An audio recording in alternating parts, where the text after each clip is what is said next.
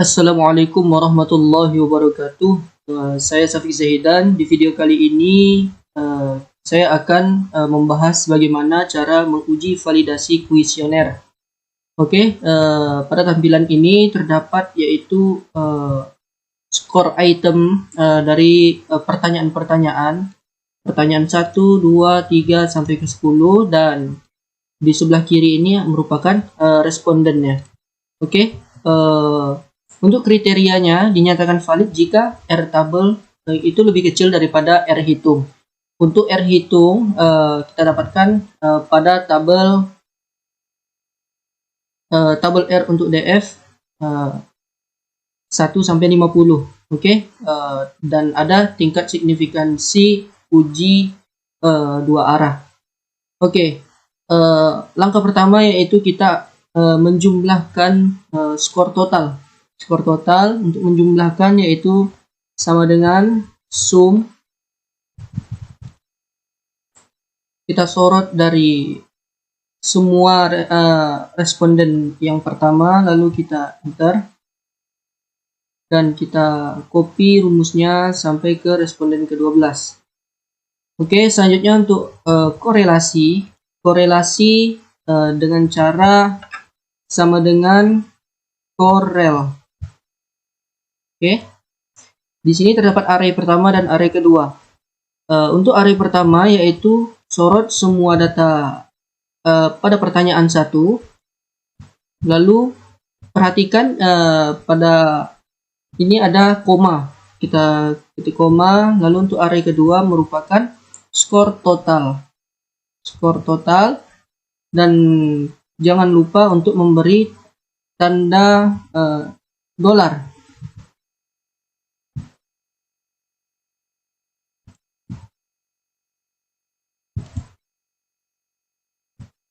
Nah, lalu kita enter dan kita sorot datanya sampai ke pertanyaan ke-10.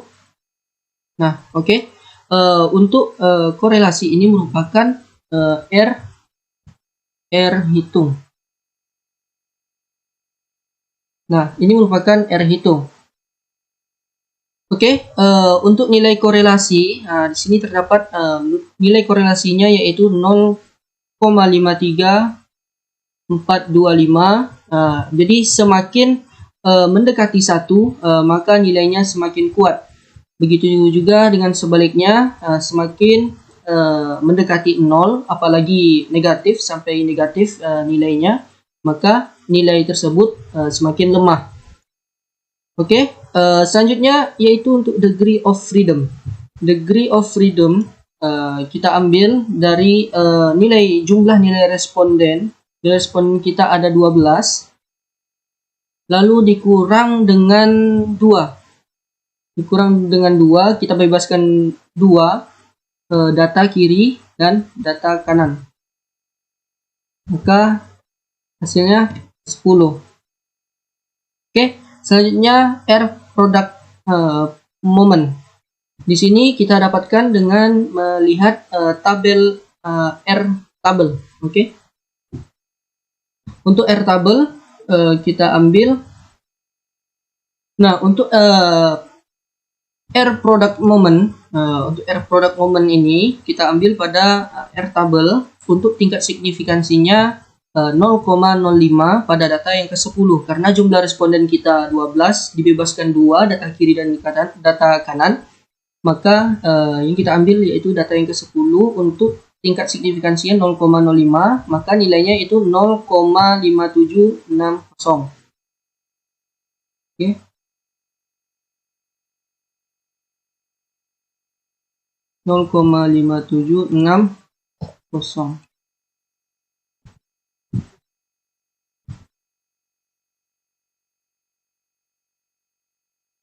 Nah, oke, telah kita dapat untuk R product moment.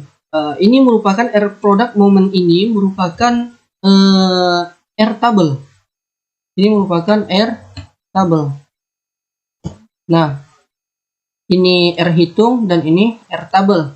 Dinyatakan valid jika R tabel lebih kecil dari R hitung.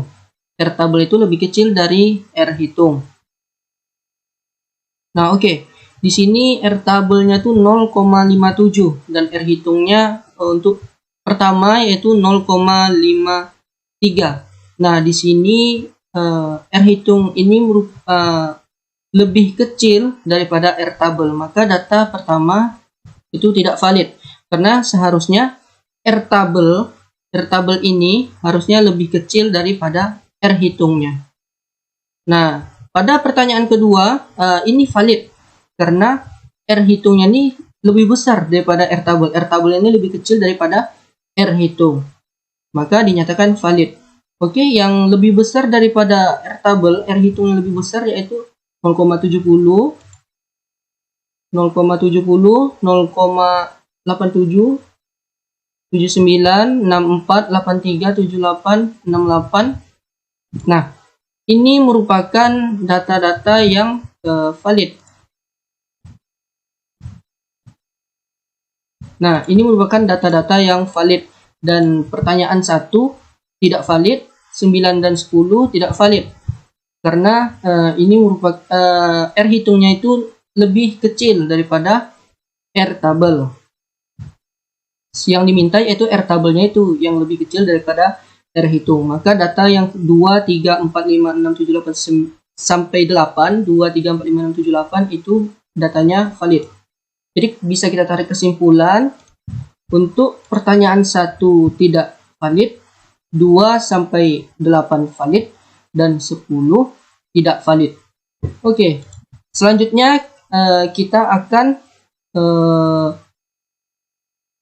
membuat data analisis pada Excel dengan cara klik data. Nah, pada data, dengan cara mengklik data, lalu kita data analisis, lalu di sini kita pilih correlation, lalu kita klik OK. Nah, di sini kita menyorot dari semua data 1, 2, 3 sampai 10, kemudian totalnya juga, tetapi korelasinya tidak, jadi data-datanya saja. Nah, ini cara ini kita bisa dapat untuk hasil korelasi secara otomatis. Oke.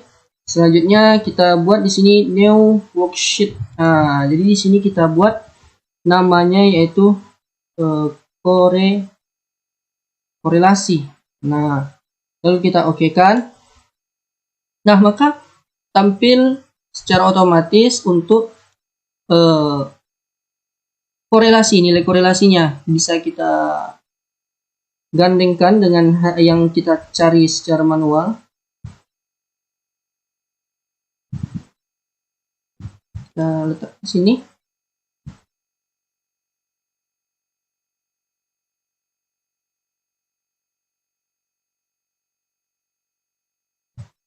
Nah, oke. Di sini sama ya, nilai korelasinya 0,53, yang sedangkan secara manual kita sama 70. Ini merupakan cara otomatis pada Excel menggunakan data analisis. Nah, oke, selanjutnya kita coba ke aplikasi SPSS. Pada aplikasi SPSS, kita langsung ke data view. Sebelumnya kita mengcopy data-datanya dengan skor total ke semuanya. Lalu kita copy ke sini, lalu pergi ke variable view, ubah namanya menjadi X1, X2, X3 hingga X10 dan terakhir dengan total. Kemudian untuk numeriknya tipenya yaitu numerik, untuk width-nya 2, decimal place-nya 0. Lakukan width-nya 2, decimalnya 0 ke semua data. Lalu kemudian untuk label kita buat X1, X2, kemudian sampai X10 dan lanjutkan dengan total. Untuk value-nya biar aja, missing-nya juga, untuk kolomnya 8, align-nya right. Untuk measure-nya kita ganti dengan scale dan roll-nya input. Oke, kita kembali ke data view. Setelah kita ubah semuanya pada variable view dengan ketentuan ini, maka akan tampil seperti ini. Nah, setelah tampil seperti ini, yang kita lakukan adalah mengklik analis. Kita akan memproses data validasi data di aplikasi SPSS. Kemudian kita cari correlate, lalu bivariate.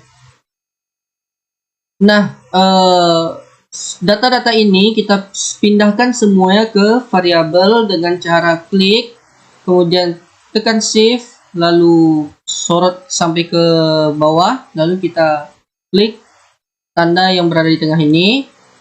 Nah, selanjutnya untuk correlation coefficient-nya Pearson, test of signifikansinya 2 tile. Oke, ini dicentang lalu kita okekan. Nah, maka dapat hasil dari hasil korelasinya dari aplikasi SPSS. Oke, langsung saja sudah saya copy ke Microsoft Word dari hasil SPSS tadi. Nah, pada total kita mengambil dari signifikansi 2 tail. Oke, data yang pertama, pertanyaan pertama saya merahkan karena ketentuan pada kriteria untuk signifikansi Pearson kurang dari 0,05, artinya item itu valid. Kemudian signifikansi two tail-nya tuh kurang dari 0,01, artinya item berkorelasi tinggi. Dan selanjutnya, jika signifikansi two tail-nya kurang dari 0,05, artinya item berkorelasi. Nah, maka yang kita dapat pada SPSS tadi, ini 0,074. Maka ini lebih tinggi daripada 0,05. Maka ini datanya tidak valid dan tidak berkorelasi. Datanya tidak valid dan juga tidak berkorelasi karena dia lebih tinggi daripada 0,05. Oke. Untuk yang saya hijaukan pada pertanyaan 2, 3, 4, 5, 6, 7, dan 8, karena dia kecil dari 0,05, maka data-data 0,010, 0,00, 0,02, 0,24, 0,024, 0,01, 0,003, 0,014, data ini valid dan berkorelasi. Kemudian untuk data yang ke-9 dan yang ke-10, data ini tidak valid dan tidak berkorelasi karena dia lebih tinggi daripada 0,05, yaitu 0,357 dan 0,934. Maka data ini, data pertama 9 dan 10 itu tidak valid dan tidak berkorelasi, dan data yang kedua sampai data yang ke-8 itu valid dan berkorelasi. Nah, oke. Mungkin cukup sekian yang dapat saya sampaikan. Apabila ada kesalahan, mohon dimaafkan. Wabillahi taufiq wal hidayah. Wassalamualaikum warahmatullahi wabarakatuh.